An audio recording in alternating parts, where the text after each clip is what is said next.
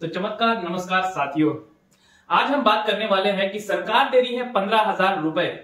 जो भी फ्रेशर्स नए जॉब करते हैं या फिर उनका अकाउंट पीएफ अकाउंट में नहीं है तो उनको सरकार 15,000 रुपए से लेके 18,000 रुपए ऑफर कर रही है। तो हम जानेंगे कि ये 15,000 रुपए कैसे दे रही है और क्या है सारा स्कीम। तो साथ ही एम्प्लॉयर के बारे में बात करेंगे। एम्प्लॉयर मतलब डिनोट करता है कंपनी को, तो एम्प्लॉयर का भी बड़ा बेनिफिट है और एक्सपीरियंस वाले जो भी बंदे लोग काम कर रहे हैं उनके लिए भी एक बहुत ही बड़ा अपडेट है, खास करके 1 लाख से नीचे कमाने वाले को या फिर उनकी बेस सैलरी 1 लाख या 1 लाख के नीचे होनी चाहिए। तो सरकार ले आई है बड़ी बड़ी स्कीम्स, जैसे कि हम देख पा रहे हैं ये बड़ी ही इंसेंटिव वाली स्कीम है जो कि सरकार एम्प्लॉयज को देगी, साथ ही साथ वो एम्प्लॉयर को भी देगी।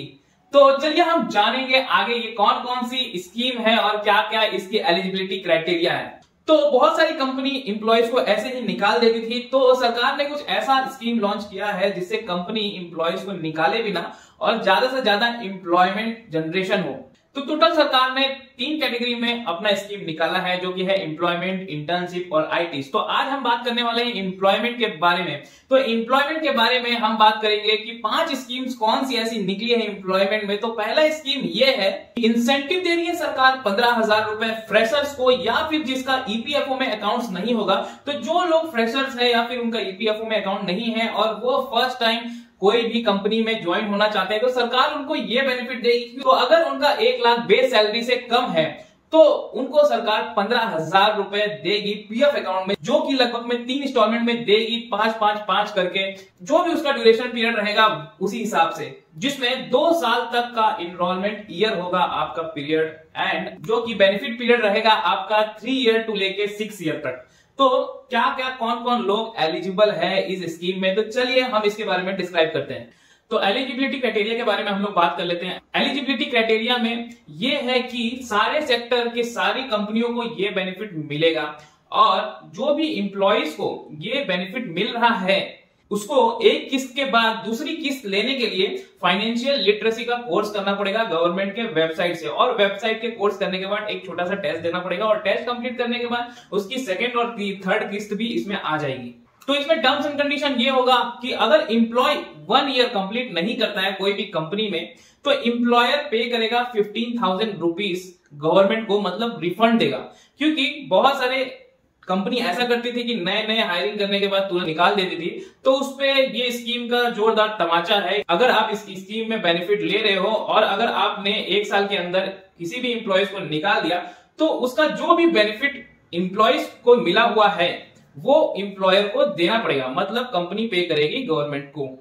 तो चलिए हम बात करेंगे स्कीम बी के बारे में। स्कीम बी में ये है कि गवर्नमेंट आपको 24% ऑफ आपका सैलरी दे देगी पर अप टू 25,000 तक, मतलब 25,000 का 24% लगभग में आपको 6,000 रुपए मिल जाएंगे। तो इस स्कीम का इनरोलमेंट जो पीरियड है वो 2 साल का ही है और इस इनरोलमेंट का बेनिफिट पीरियड है वो 4 साल के लिए। इस स्कीम को पूरी तरीके से समझा देता हूं। तो 24% अप टू 25,000 ऑफ सैलरी, मतलब आपका सैलरी अगर 1 लाख है तो भी आपका 25,000 पे कंपेरिजन होगा कि 25,000 पे 24%, मतलब 6,000 आपको 1 साल के लिए मिलेगा। एंड देन 2nd ईयर के लिए आपको फिर से 6,000 रुपए मिलेगा।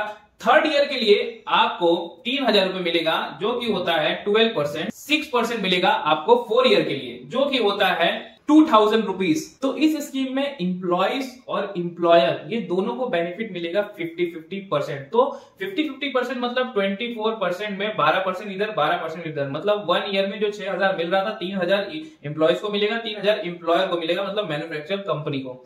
और वैसे ही आप देखा जाएंगे 2nd ईयर में भी सेम आपको 3,000 के रूप में देखा जाएगा। और तो 3rd ईयर में ये 16% मिलेगा, 16% मतलब अप टू 4,000 रुपए तक। तो 4,000 रुपए अगर हम मान लेते हैं तो 2,000 रुपए एम्प्लॉयज को मिलेगा, 2,000 मैन्युफैक्चर कंपनी को मिलेगा। उसके बाद 4th ईयर में 8% मिलेगा, 8% जो कि होता है 25,000 का 2,000 रुपए। तो उस 2,000 रुपए में 1,000 रुपए एम्प्लॉयज को मिलेगा और 1,000 मैन्युफैक्चर कंपनी को मिलेगा। एम्प्लॉयज मतलब या तो फ्रेशर होने चाहिए या फिर वो एम्प्लॉयज जो जिनका ईपीएफओ में अकाउंट बिल्कुल भी नहीं है, वो पूरा न्यू होने चाहिए। तो इस स्कीम का फायदा उन लोगों को मिलेगा, उन एम्प्लॉयज को भी मिलेगा और कंपनी को भी मिलेगा।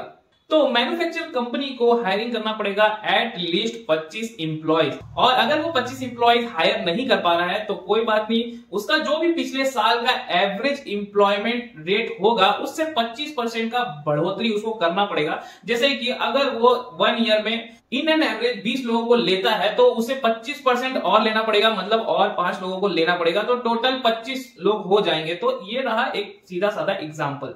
बट इसमें यह है कि मैन्युफैक्चर कंपनी को 25 लोग मेंटेन करना पड़ेगा उस स्कीम के साथ साथ, या फिर 25% इंप्लॉयमेंट इंक्रीमेंट मेंटेन करना पड़ेगा। अगर उन्होंने मेंटेन नहीं किया तो वो मान लो कि अगर वो 1 साल तक मेंटेन कर रहे और सेकंड ईयर में उन्होंने ये चीजें मेंटेन नहीं किया तो वो स्कीम से डिस्क्वालीफाई हो जाएंगे, और डिस्क्वालीफाई होने के बाद वापस उनको इस स्कीम का बेनिफिट नहीं मिलेगा। और जो भी इंप्लॉइज को वो हायरिंग कर रहे हैं वो थर्ड पार्टी के थ्रू नहीं होना चाहिए, या फिर उनका सैलरी जो भी आता है वो थर्ड पार्टी के थ्रू नहीं होना चाहिए, वो डायरेक्ट जुड़ा होना चाहिए उस कंपनी से। और उसका जो भी बेस सैलरी है, मतलब अगर जो भी इंप्लॉइज का बेस सैलरी 1 लाख या 1 लाख से कम है उन लोगों को इसका बेनिफिट मिलेगा। इसमें भी अगर इंप्लॉय जो भी है 1 साल में किसी भी रीजन से या तो खुद छोड़ देता है या तो कंपनी उसको छोड़ देती है तो उसको देना पड़ेगा पूरा रिफंड। यानी कि अगर जो भी स्कीम का बेनिफिट होगा 24% या फिर 16% या फिर 8%, वो सारा स्कीम रिफंड करना पड़ेगा एम्प्लॉयर, मतलब ऑर्गेनाइजेशन। तो अगले वीडियो में हम जानेंगे स्कीम सी के बारे में और एम्प्लॉयमेंट के कुछ चीजों को कुछ डिटेल के बारे में जानेंगे। तो आप चैनल को सब्सक्राइब कर लेना, शेयर कर लेना, कमेंट कर देना। और तो अगर आप फ्रेशर हो और आपको बेनिफिट उठाना है इस स्कीम का तो इस चैनल को जरूर सब्सक्राइब करो, शेयर करो, कमेंट करो और बेल आइकॉन जरूर दबाना। तो आज के लिए इतना ही, शुक्रिया दोस्तों।